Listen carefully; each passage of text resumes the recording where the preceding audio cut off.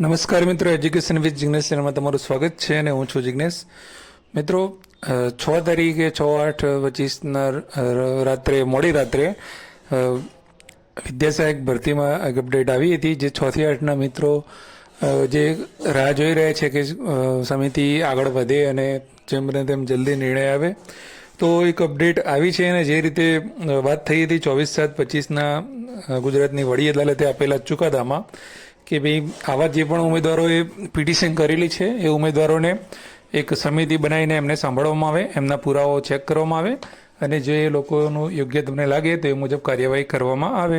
તો આપણી જે ભરતી સમિતિ જે છે ત્યાં એમના દ્વારા આજે જે છે અપડેટ આપવામાં આવી છે અને સૂચના જાહેર કરવામાં આવી છે કે આ એક 13/8/25થી 21/8 સુધીમાં 627 ઉમેદવારો કે જેમને પિટિશન કરેલી છે એવા ઉમેદવારોને રૂબરૂ ભરતી સમિતિ સમક્ષ બોલાવવામાં આવેલા છે. જે સમય અને તારીખ જે છે એ અંદર પીડીએફમાં આપેલી છે અને આ ઉમેદવારોને પત્ર દ્વારા પણ જાણ કરવામાં આવી છે.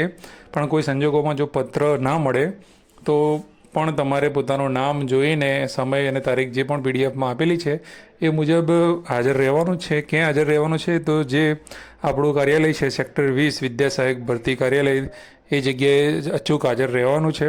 અને જો કોઈ ઉમેદવાર આવી રીતે હાજર ત્યાં નહીં રહે 627 ઉમેદવારોમાંથી, તો તેઓ કંઈક કહેવા માગતા નથી અને જે કંઈ પણ નિર્ણય સમિતિ દ્વારા લેવામાં આવે છે એને માન્ય રાખીને આગળ ચાલવાનું રહેશે. તો આ મુજબ જે છે એ સૂચના આપવામાં આવી છે. તો જે પણ ઉમેદવારોનું નામ છે એ લોકોએ જ જવાનું છે, બીજા લોકોએ જવાનું નથી. જેને પિટિશનરોમાં જે છે 627 લોકો, એ લોકોએ જવાનું છે. અને કેમ બોલાવ્યા છે? તો એમને સાંભળવાના જે વાત કરવામાં આવી છે, તો એમને પુરાવાઓ લઈને જવાનું છે.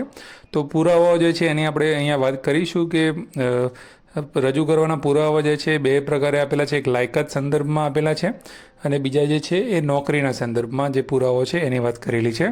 તો કયા કયા પુરાવા માગ્યા છે એની આપણે વાત કરીએ તો રજૂ કરવાના પુરાવા તમે જોઈ શકો. લાયકાત સંદર્ભે એ લાયકાત કે જે તમે ડિગ્રી મેળવી છે એ રેગ્યુલરમાં, કે જે MA, MSc, MCOM જે બી ડિગ્રી તમારી એક્સટર્નલ ડિગ્રી હોય કે એની બાબતમાં છે. તો પહેલો પુરાવો છે કે લાયકાતના પ્રવેશના પુરાવા, એટલે કે જે તે સમયે તમે જે તે ડિગ્રીમાં પ્રવેશ મેળવ્યો તો એ પ્રવેશના જે પણ આધાર પુરાવા હોય એ તમારે લઈને જવાનો છે. ત્યારબાદ છે જે તમારો લાયકાત જે છે તમે કયા મોડથી મેળવ્યું છે, તમે રેગ્યુલર કર્યું છે, એક્સટર્નલ કર્યું છે કે કેવી રીતે કર્યું છે, એના જે પણ પુરાવા હોય જે સંસ્થા દ્વારા જે સર્ટિફિકેટ યુનિવર્સિટી દ્વારા આપવામાં આવે છે એની અંદર સ્પષ્ટ લખેલું હોય છે કે એક્સટર્નલ કરેલું છે કે રેગ્યુલર કરેલું છે. એ પુરાવો જે છે એ તમારે રજૂ કરવાનો રહેશે. ત્યારબાદ છે હાજરીપત્રક. તો લાયકાતનો હાજરીપત્રક, હવે દાખલા તરીકે તમે MSc કર્યું હોય ને એ સમયે એમાં રેગ્યુલર જોઈએ છે, અમુક ટકા હાજરી જે છે એ અમુક ડિગ્રીઓમાં જરૂરી હોય છે. તો જે તે સંસ્થામાં તમે ગયા છો, કેટલા દિવસ ગયા છો, એનું આખું હાજરીપત્રક જે છે એ હાજરીપત્રકની નકલ કઢાઈ એને તમારે લઈ જવાની છે. ત્યારબાદ લાયકાત મેળવેલ તમામ જે લાયકાત જે છે એને તમામ સેમેસ્ટર પરીક્ષાની હોલ ટિકિટ જે છે એ તમારે લઈ જવાની છે. તમે લાયકાતો જ્યારે આપતા હતા ત્યારે, એટલે કે તમે જો લાયકાતની પરીક્ષાઓ આપેલી છે એ ડિગ્રીની જેટલી પણ પરીક્ષાઓ લેવામાં આવી એ ટિકની હોલ ટિકિટ જે છે એ તમારે લઈ જવાની છે. ત્યારબાદ સંસ્થાના સમયપત્રકની નકલ. હવે તમે જે પણ કોલેજમાં ત્યાં અભ્યાસ કરેલો હોય એ સમયે જે તમે ડિગ્રી મેળવી હતી એ સમયે શાળાનો એટલે કે સંસ્થાનો સમય શું ચાલતો હતો, સવાર પાળીમાં ચાલતી હતી, બપોર પાળીમાં, જે પણ એ સંસ્થાના સમયપત્રકની નકલ જે છે તે સંસ્થામાંથી લઈ અને એ પણ તમારે સાથે રજૂ કરવાની છે. ત્યારબાદ હાજરીનું પ્રમાણપત્ર સંસ્થાનું, એટલે કે હવે તમે ત્યાં જાઓ છો એટલે કોઈ પણ સંસ્થા હોય, શાળા હોય, કોલેજ હોય, એની અંદર હાજરીપત્રક હોય છે. એ હાજરીપત્રકમાં તમે કેટલા દિવસ ત્યાં હાજર રહેલા છો એ દ્વારા એ પ્રમાણપત્ર જે છે એ ત્યાંથી સંસ્થા દ્વારા જે આપવામાં આવે કોલેજ દ્વારા એ તમારે લઈ જવાનું રહેશે. હવે ચાલુ નોકરીએ અભ્યાસ માટે શાળાએ આપેલી મંજૂરીનો ઠરાવ. જ્ઞાન સહાયક તરીકે જો તમે નોકરી કરી હોય તો હવે તમે જ્ઞાન સહાયક તરીકે નોકરી તમારી ચાલુ છે અને સાથે તમારે અભ્યાસ પણ કરેલો છે, તો આ માટે જે તે શાળા જે રહી જ્યાં તમે નોકરી કરેલી હોય એ શાળા દ્વારા પણ તમને મંજૂરી આપેલી હોવી જરૂરી છે. તો આવી મંજૂરી લગભગ તો કોઈ શાળા હાલ તમે લેવા જશો તો કોઈ નહીં આપે, કારણ કે કાનૂની સકંજામાં કોઈ સંકળાય નહીં. એ લોકો હાથ ઉપર કરી નાખે કે ભાઈ અમે આમાં કંઈ જાણતા નથી, તો તમને તકલીફ થઈ શકે છે. એટલે આ લોકોએ પુરાવા જે પ્રકારના માગ્યા છે જોરદાર, કે આગળ વિચારવા જેવી વસ્તુ છે. અને અન્ય પુરાવો રજૂ, આ સિવાયના તમે લાયકાત સંદર્ભે બીજા કોઈ પુરાવા રજૂ કરવા માગતા હોય તો પણ જે છે એ રજૂ કરી શકો છો. આ લાયકાતની બાબતના હતા, એટલે કે જે પણ તમે માસ્ટર ડિગ્રી કરી હોય એની વાત છે. ત્યારબાદ નોકરી સંદર્ભે પુરાવા આવે. તમે જ્ઞાન સહાયક અથવા તો ચાલુ નોકરી બીજી અન્ય કોઈ હોય એની સાથે નોકરી જો આ કરેલી છે, નોકરી બાબતમાં કયા પુરાવા જોઈએ છે?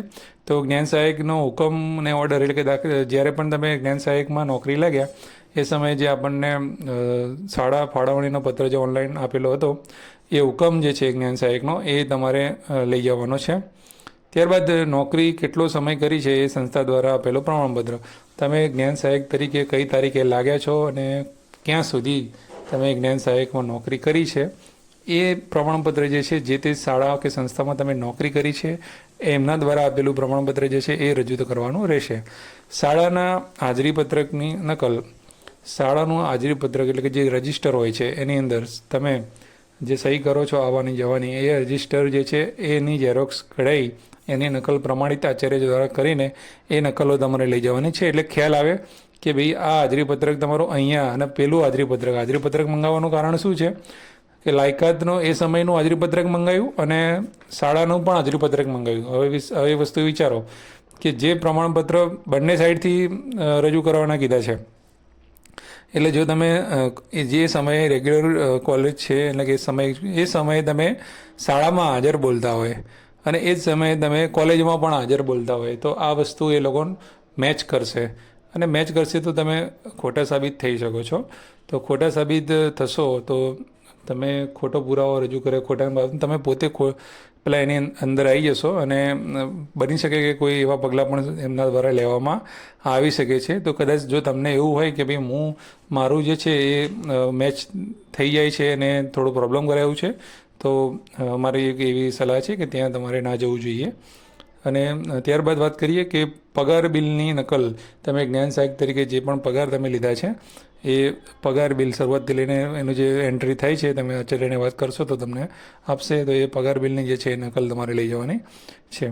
પછી જ્ઞાન સહાયક તરીકે ભોગવેલ રજાઓ બાબતે સંસ્થાનું પ્રમાણપત્ર. એટલે કે તમે જ્ઞાન સહાયક તરીકે જે નોકરી કરી છે એ દરમિયાન તમે જે પણ રજાઓ ભોગવી છે, એ કેટલી રજાઓ ભોગવી છે, ક્યારે ક્યારે તમે રજાઓ ભોગવી છે, એ રજાનું પ્રમાણપત્ર સંસ્થા દ્વારા એટલે કે શાળા દ્વારા આપેલું હોય એ. પછી નોકરીના સમય અંગે સંસ્થાનું પ્રમાણપત્ર. હવે આ એ પણ ખાસ બંને બાજુ મેચ એટલા માટે કરે છે કે નોકરીનો સમય ઘણા એવું હોય છે કે દાખલા તરીકે જ્ઞાન સહાયક તરીકે એ લોકો મોર્નિંગમાં નોકરી કરતા હોય અને એમની જે ડિગ્રી મેળવવાનો એટલે કે જે લાયકાતનો જે સમયગાળો જે રહ્યો એનો સમય દાખલા તરીકે કોલેજનો સમય જે છે એ બપોર પછીનો હોય અને આને જ્ઞાન સહાયક તરીકે સવારમાં નોકરી કરેલી હોય. તો એવું જો તમે સાબિત કરવા માગતા હો તો એનાથી એ વસ્તુ સાબિત થઈ જશે. પણ પાછું એમાં એ વસ્તુ સાબિત થાય કે દાખલા તરીકે તમે એમએસસી કરી છે, હવે એમએસસીનો જે સંસ્થાનો જે એ સમયનો જે હતો એ સમય પણ દાખલા તરીકે 10 વાગ્યાનો હોય કે 11 વાગ્યાનો હોય અને અહીંયા તમે તમારો નોકરીનો સમય પણ 11 વાગ્યાનો બતાવો છો, તો બંને વસ્તુ મેચ થશે, તો તમે ખોટા સાબિત થઈ શકો છો. એટલે એ માટે નોકરીનો સમય અંગેનું સંસ્થાનું પ્રમાણપત્ર કે જે તે શાળામાં કઈ પાળીમાં તમે જતા હતા અને કેટલાથી કેટલા વાગ્યા સુધી શાળામાં રહેતા હતા એ માટે નોકરીના સમયનું પણ માગેલું છે. જ્ઞાન સહાયક તરીકે કેવી રીતે કોઈ રાજીનામું આપ્યું હોય તો એની પણ નકલ તમારે આપવાની રહેશે. જો તમે રાજીનામું આપ્યું હોય તો ક્યારે રાજીનામું આપ્યું હતું એની પણ નકલ આપવાની રહેશે. અને એ સિવાયના અન્ય પુરાવા તમે રજૂ કરવા માગતા હોય તો પણ તમે રજૂ કરી શકો છો. આ જે પણ ઉમેદવારો છે 627 ઉમેદવારો છે એને બધા પુરાવાઓની એક સેટ જે છે આખો, બંને સેટ જે છે એક આખો ત્યાં આપવાનો છે ને બીજો એક સેટ બનાવીને પોતાની રીતે પોતે જોડે રાખવાનો છે. બધો સેટ આખો સ્વપ્રમાણિત કરવાનો છે અને જે પણ તારીખ તમે આમ આપેલી છે એની અંદર 13 તારીખથી 21 જે તે તારીખ સમયે હાજર રહેવાનું છે. હવે પ્રશ્ન એ થાય કે હાજર રહેવું કે ના રહેવું કે કેમ રહેવું. તો પહેલો તો પ્રશ્ન છે આ 627 ઉમેદવારો જ હાજર થવાનું છે, પણ આપણે તમને લોકોને એવો ખ્યાલ આવી જવો જોઈએ કે આ વસ્તુ જે છે કે બંને જે મેચ થશે તો એ તમારી ડિગ્રી જે છે એનો માર્ક્સ સામે પણ ગણાવવાના નથી, કારણ કે ખોટું સાબિત થશે. કારણ કે આ બંને બાજુ આ લોકોએ ખૂબ જ અભ્યાસ કરીને કયા પ્રમાણપત્રો મંગાવવાથી આ વસ્તુ સાબિત થઈ જશે તો એ પ્રમાણે આ લોકોએ પુરાવાઓ માંગ્યા છે. પણ તમને પોતાને ખબર પડી જશે કે મારું અહીંયા હાજરીપત્રક મેચ થાય છે, આ સમય મેચ થાય છે.